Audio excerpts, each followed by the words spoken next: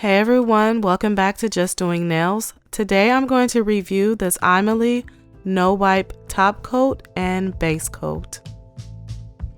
And this is how they look.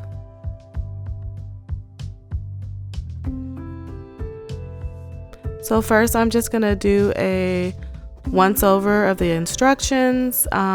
Just make sure you're reading whatever instructions that come with what product you're using, just to make sure you're being safe.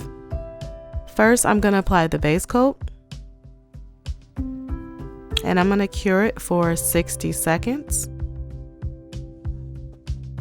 Now I realized that wasn't enough time, so I went ahead and cured it for 60 more seconds.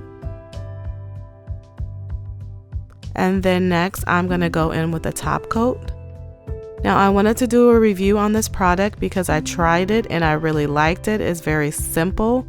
You don't have to use any alcohol or alcohol wipes afterwards. And I'm able to run my finger over it with no sticky layer. And it came out perfectly. So I would definitely recommend this product if you are in search for a great no wipe top coat and a base coat. Thank you for joining me for another video. Don't forget to like, share, and subscribe. It'll really help the channel grow. And I will see you next time.